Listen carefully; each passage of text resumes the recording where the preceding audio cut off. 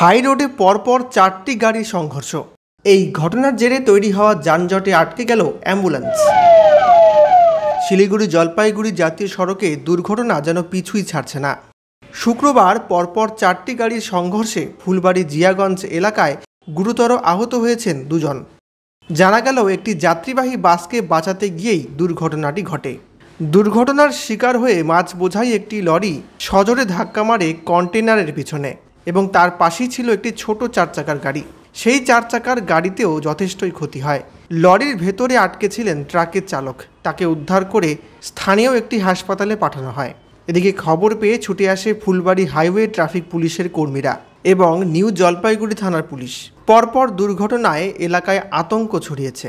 স্থানীয়দের দাবি যাতে এলাকায় দুর্ঘটনার পরিমাণটা কমানো যায়।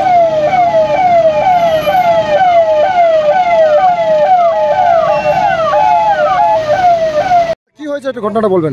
এখানে একটা বাস ওভারটেক করে যাচ্ছিল, ওই বাসটাকে বাঁচাতে যায় এই গাড়িটা আরেকটা পিছনে মেরে দেয়।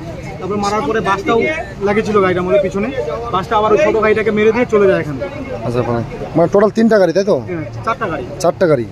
আচ্ছা, আহত হয়েছেন কজন? আহত 2 জন আছে বর্তমানে, একজনের পা ভেঙে গেছে। মানে মেনলি বাসটাকে বাঁচানোর জন্যই এই দুর্ঘটনা তাই তো?